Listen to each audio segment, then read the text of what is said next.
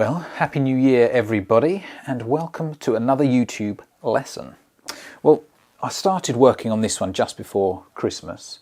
Did a little bit of work on the trees yesterday. I'll show you. A little bit of work on the trees yesterday, my first day back, and now I'm going to be working on the water. Let's have a look at the photograph. Photograph I took in the Lake District. And as you can see, the water is quite shallow. It's quite clear as well, the water. You can see the rocks and the bed of that river there. Now, it's not as difficult to paint as you'd think. I've got here, I'm at that blocked in stage with the acrylic here. And with the blocking, I've just tried to get the middle tones to that. So it's as close as I, obviously I tried to do it quite quickly. You don't need to put a great deal of effort into the blocking in really, as long as the colours are there. You're just trying to cover over the white, as you probably know. But the next stage is to go over it with oil. Now, if we look at the palette, I'm going to use mainly burnt umber and sap green. We've also got here ivory black, and we've got phthalo green, that's yellow shade, that gives you a nice acidic colour.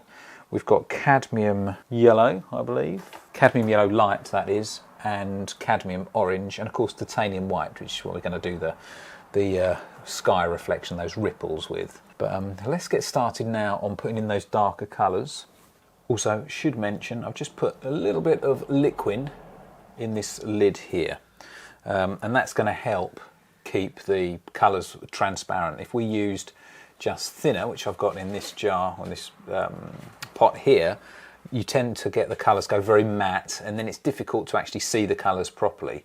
Keeping them with a little bit more of a gloss stops the colour changing when it goes matte. So what I'm going to do, because it's a glaze I'm going to be doing, I'm going to use some of that liquid first of all, and we just remember we're just slightly darkening the colours. So I'm going to add some of that sap green and maybe some of the burnt umber there. So it's a nice transparent glaze. And then what I'm going to do is just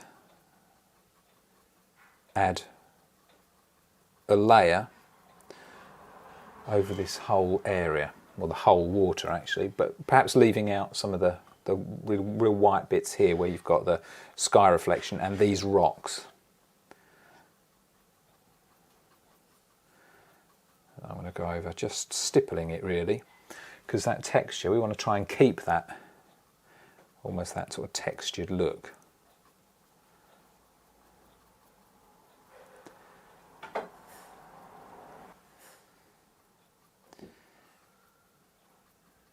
There are some areas also that are darker, for example under this tree here, and what we'll do is perhaps we'll just add some, maybe just a touch of ivory black, or maybe some burnt umber just to darken that slightly.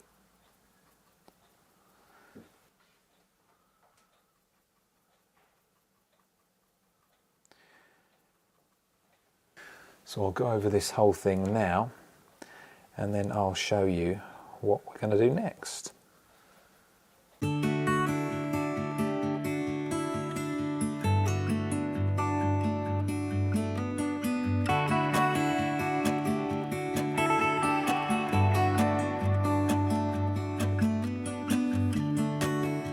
So now we've got that kind of bed in there, that foundation in there, what we can now start doing is adding some of the details under the surface. If you look in the photograph, you can actually pick out some of the rocks. In fact, you can pick out a lot of the rocks that are under the surface. Lots of different colours under there as well. I think we're going to start with one colour and then we'll exhaust that and then move on to the next colour. So I'm going to use just a size 8 series 302. It's going to put in the rocks where we see them. Don't need to be too particular about where they go, or you probably need to be a bit more careful about the size. You don't need to put them too close to each other, because there are other rocks in there that are a different colour, and we can sort of spread those out and put those in between.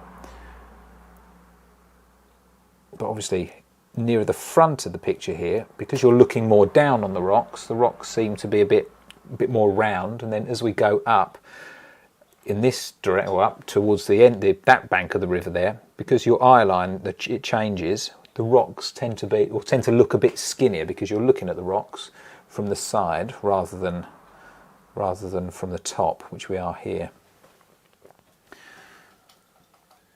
Probably what is going to be necessary also is to add with this some highlights eventually, and also just to frame some of these rocks so they stand out a bit more. We'll put some darker shadows around them as well, but we'll have a look, see how this works first of all.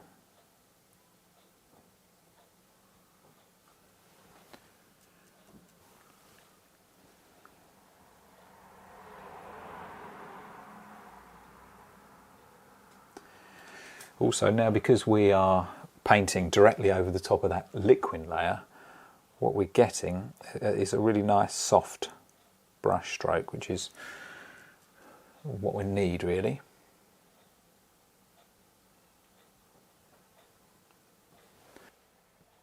So we've got now a slightly different colour, but that's going to add to the realism of it. We don't want everything to be the same colour. We can probably even go warmer than that. Let's be braver, add a bit more orange. See how that looks.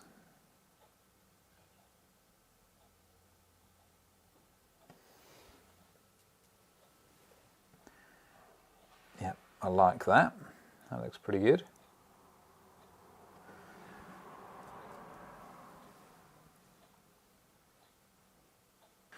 Now, as we come further into this part of the river here, I still think we need to be putting these stones in. It's generally a bit, I would say, a little bit lighter in colour. Now, that may well be because we have some lighter ripples on the top, but I do want to just put a few stones, mainly in this area here.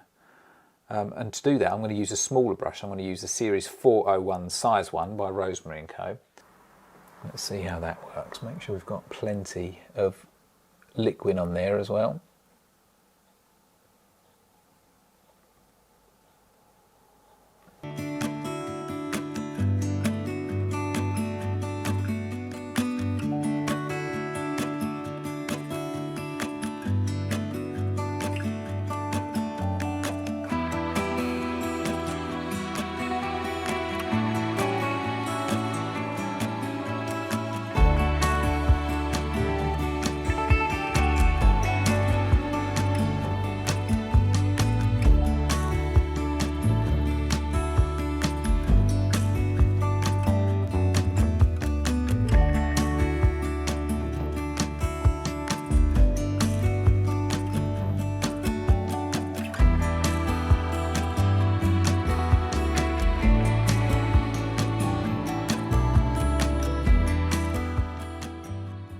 Right, now let's find the right brush. I think to begin with, we're going to start with the rigger brush, size 2, series 771. Make sure it's nice and clean. And then using liquid again, we're going to put ripples in. And we want it to be quite sort of watery, so more of the liquid than anything else. Now let's just see, I think this might not be quite light enough. I think that's okay. So once again, we're putting on another glaze, and what this is doing is it's going to, although you can see these lines that are going on here, they're going to be transparent, so actually you're going to see through them, which is kind of what we're after. And I'm just going to put these, not going to really change the colour, I'm going to stick with this colour for the time being and just cover over these areas that are lighter, and in particular around here, and then sort of moving down and across and finally into this part here.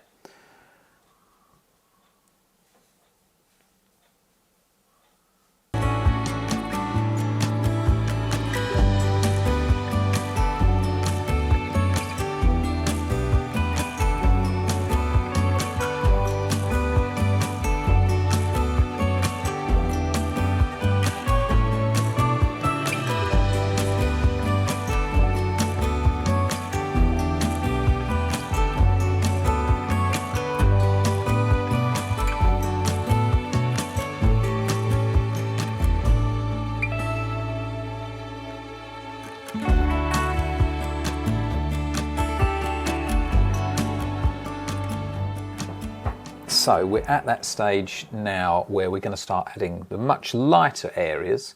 One thing I'm going to do is just down here, I want to break up this solid area here a little bit by adding some of the darks within it. And I'm just going to continue with the rigger brush. And I'm just going to mix up a green here, dark green, trying to match this darker area as much as I can. It's got some burnt umber in there as well. I'm just going to add just some darker areas in there really, just to break it up.